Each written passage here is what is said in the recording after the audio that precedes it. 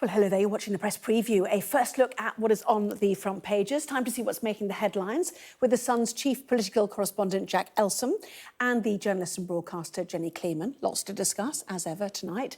So let us begin then and start with the Metro. Summing up Rishi Sunak's evidence at the COVID inquiry, the Metro has the headline, "I did the right thing." The Daily Mail warns that Tuesday's Rwanda vote could sink his leadership. The Telegraph quotes the former Defence Secretary Ben Wallace, who has warned Tory rebels not to wreck the government by voting down the emergency Rwanda legislation.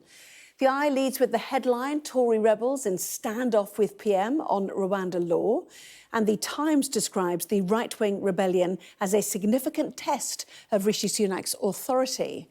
Well, The Guardian's front page focuses on comments from delegates at the UN's COP28 summit.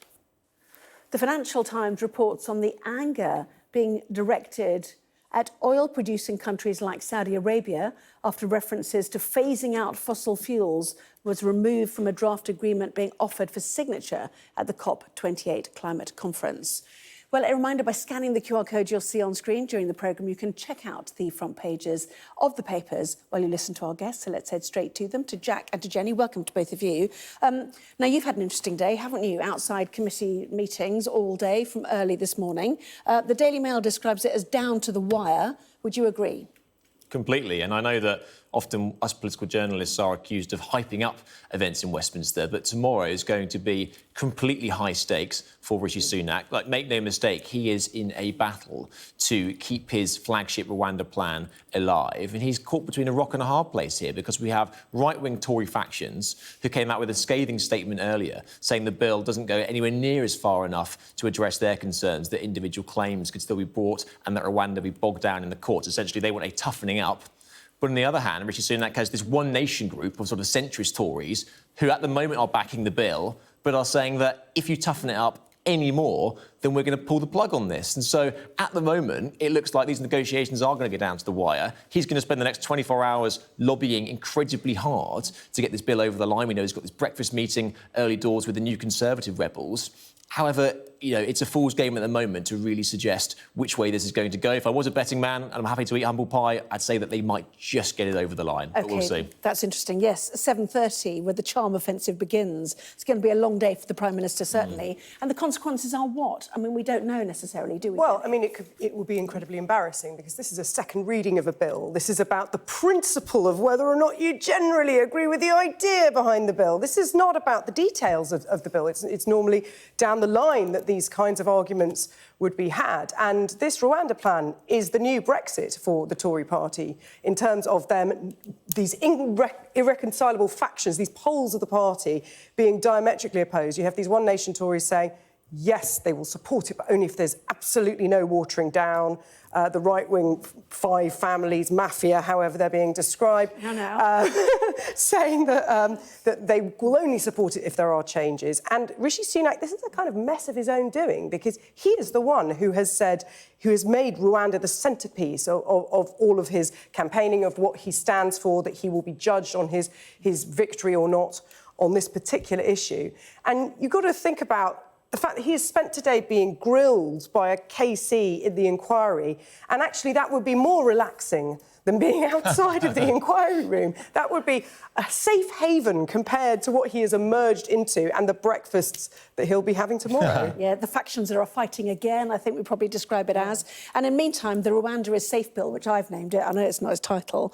I mean, what do people feel about it generally? Do they just wish it would all go away? Because it's likely it would go to the courts again, and the cost of each court appearance, all of it's so expensive. People have been questioned today about how much this is genuinely going to cost. And the Downing Street line is that the ability to make claims in the courts will be vanishingly small, is the language which they're deploying. However, Tory MPs on both sides remain pretty unconvinced by that. The One Nation group say, well, actually, we think that individuals should have the ability to make claims in the courts, and that is obviously human rights, which Britain has a big track record of. The other side of the coin is the right-wing factions who go, well, hang on a minute, this whole Rwanda plan, since it was first devised in 2022, has been bogged down in the courts. We've had months and months of delay. You say, Rishi Sunak, you want to get them off by next spring. You have to, essentially. Your career is staked on to get them off by the next election, and therefore it doesn't do anything to address that. And so it's this issue, isn't it, about how bogged down in the courts this plan is going to be. You mentioned costs. We've found out this week that we've spent £290 million on the Rwanda scheme, or, by next year, and not a single migrant has been there. The government, though, came out today, interestingly, published their legal advice for the Rwanda bill, which is very, very rare and usually only happens when they are in a bit of a pickle. And the point they made in that is that they think that if we don't crack this problem of illegal migrants and channel crossings, that the asylum hotel bill will quadruple to £11 billion a year, £32 million a day. At the moment, it's about £8 million a day. So they're trying to focus minds for these Tory rebels and go, we have to solve this, otherwise it's going to get a hell of a lot worse and a hell of a lot more expensive. Sorry, £32 million a day? £32 million a day, equivalent to about £11 billion a year. And yet, there is, of course, another option, which is that we sort out the backlog so we don't have people in hotels for so long. And they're suggesting that this Rwanda bill, if it were to go through, I mean, there aren't vast numbers of people who would be sent to Rwanda, but their argument is this is deterrence and this is going to stop people from coming, as if the idea of risking your life and dying in the Channel, as so many people have done, is not deterrent enough to stop people.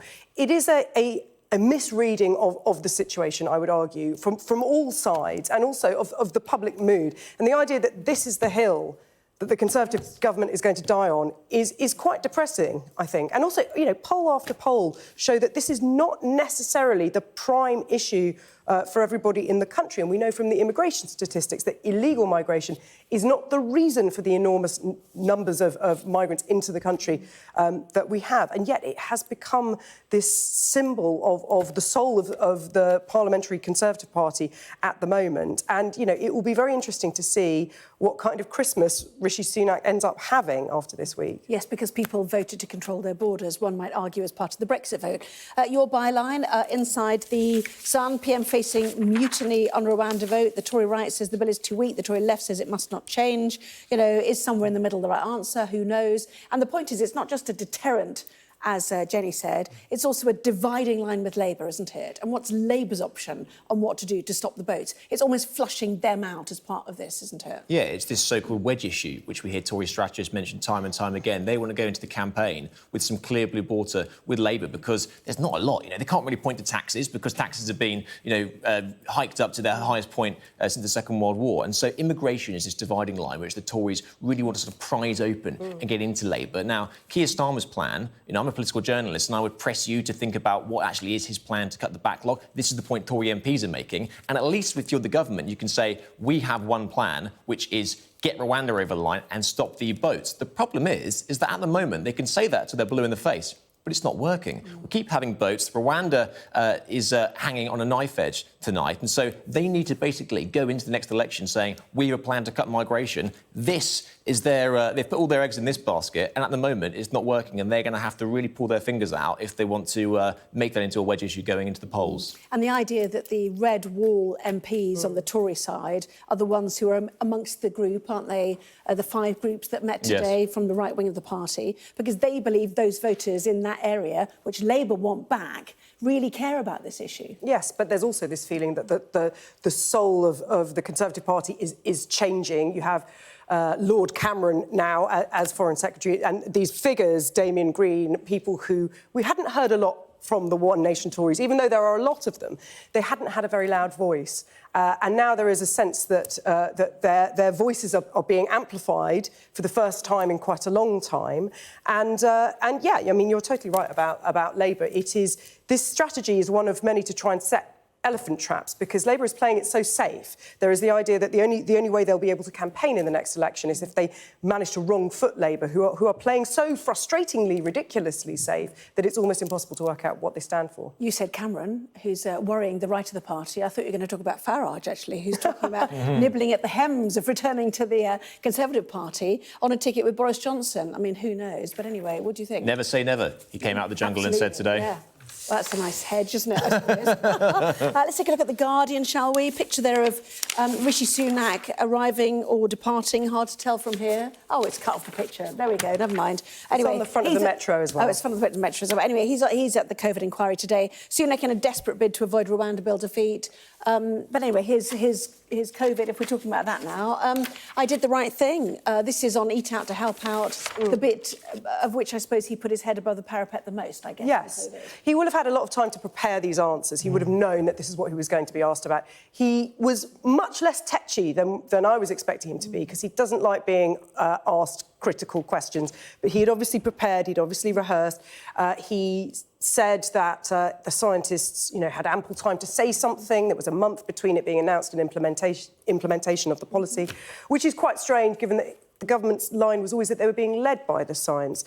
So it seems strange that he didn't consult any of the scientific advisors before coming up with this policy. But there were a few quite bizarre... He said they had a month of notice. They had a month of notice. And this was a micro-policy amongst multiple... Indeed. And you can't say that the wave that came was as a result of this. He did say a few things that were distinctly odd, like this stuff about changing his phone several times and that meaning all the WhatsApps were lost.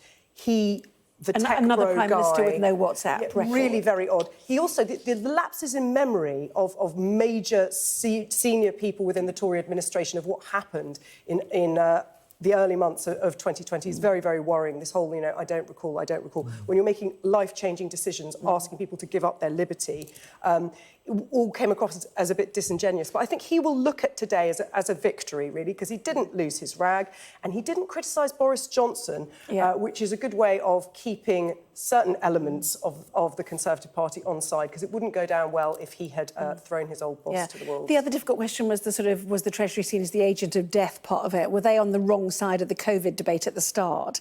And his argument, of course, was I needed to protect the economy, and the fact that people have forgotten the reason we're now in the pickle we are in terms of taxation and inability to spend now is because of the expenditure during the pandemic. Yeah, and he's sort of walking a bit of a tightrope, I think, Rishi Sunak, because on the one hand, he has bereaved families who quite rightly want to see some contrition from their politicians about lives that were lost in the pandemic and potentially what they see as a poorly judged relaxing of the rules. However, what you also see is large elements of the Tory base, lots of people who would support Rishi Sunak, saying, hang on a minute, did we actually go too far with these restrictions? And should we have actually maybe gone, hang on a second, let's be more relaxed about this? Because we do have the economy to think about as well. And so he's walking a very narrow path between these two sides. And I think we saw a bit of that today, going, of course I'm sorry. He began with an apology, saying he was deeply sorry for the lives that was lost. However, said, as the Chancellor of the Exchequer in charge of the nation's economy, I have a duty to protect that. And of course, in government, in Cabinet, I'd be making the argument to protect that.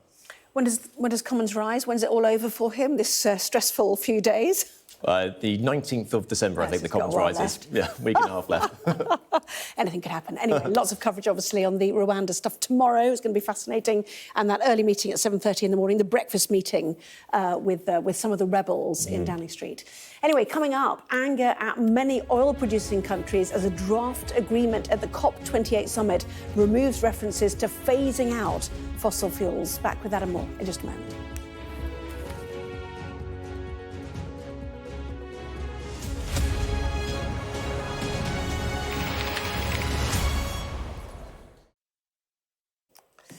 Well, welcome back. You are watching the press preview, joined once again, as you can see, by Jack Elsom and Jenny Kleeman. Welcome back to both of you. Let's go to COP28, shall we? Everyone's angry is the front page of the FT. Pressure from oil states forces the language to lose the phasing out of fossil fuels, which had been the great hope, Jenny, of this COP. Yes, it's all to do with one word, could. The word "could" has been inserted. Apparently, in this current draft, there is a range of actions that countries could take to cut greenhouse gas emissions, and phasing out of fossil fuels is not one of them. Who would have thought that hosting the COP summit in a petrostate, as Al Gore is calling it, would lead to this. But this is incredibly depressing. This is a massive regression, gosh, it would be such a small thing to ask for. Like, we probably shouldn't be doing this thing that's killing the planet. But even then, that is being watered down. Well, those nations want compensation, don't they? That's yes. The point. Is if you're making us lose our main supply for our economy, then we want to be paid for it. and then the poorer nations want to be paid as well, effectively for reparations of the past, it starts to get very expensive, doesn't it? Anyway, Jack, your thoughts? You're right, and you have this competing interest. You have almost 200 countries here, many of whom who have completely different economies. You know, you have the sort of the petro-states we mentioned who are incredibly reliant on oil exports and other people buying them. And then you have the interests and needs of these smaller states who are saying, hang on a minute, we are the ones on the front line of climate change, bearing the brunt of your producing. And we have the chair of the Alliance of Small Island States today saying we will not sign our death certificate when it comes to this deal. And so you just sort of see played out in Dubai at the moment, the really sort of disparate interests of all of these nations, and trying to get them to come up with a mutually agreed climate document is going to be incredibly difficult. We saw it in Paris, and it really goes to show how much of a sort of feat of human diplomacy that was really. And we see here today played out wrangling, although with these agreements, they usually do go right down to the wire. And so you're wondering whether we might see some coming together of a position, a more sort of harmonious position as things move forward. Well, you say that, but you just remember COP26 when Alex Sharma was in tears at the compromises in the final minutes. It was Ali, full of drama at that time. And you know, just the frustration of having to make major compromises just to get any agreement. You mentioned Paris, the great, let's leave it at 1.5%. 1.5 degrees, rather. No hope of that at the moment, really, in terms of the trajectory of the way our fossil fuel emissions are going. Just a final thought, Jenny. You know, does there need to be another forum or something? Well, I mean, you know, this is not the final text. There are a few more days to come, but you know, this cannot be the outcome of all of this. I mean, really, surely, as a civilization, as human civilization, we have to do better than this. And you would hope that this is just a pendulum swing, which is going to force a kind of correction that will mean something better comes out of it. But it's a sorry state of affairs, really. Yeah, climate draft condemned as weak and insufficient. And, you know, we know that cost of living and the energy crisis after the Ukraine war has left it, you know, as a subject on people's back burners for quite a long time. Anyway, moving on to festive matters. We love a carol, says the Times. Yes, Jenny? we love a carol, then it doesn't matter, apparently, if you're singing the wrong tune, because no one's singing the right tune. Hardly anyone is singing the right tune, according to English heritage. Only a fraction of medieval Christmas carols retain their original score, apparently. And it's entirely possible that in many instances, these were never composed at all. Apparently, we're not dancing enough. We're probably singing the wrong tune.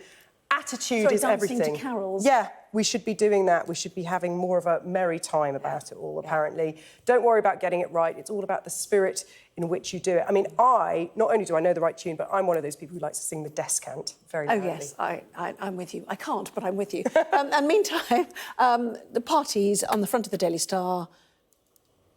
There we go. It's the most cringiest time of the year. Raucous Christmas parties are back, and you'll be sorry. To be fair, that's probably true. And again, working from home Brits get together for the first time in ages.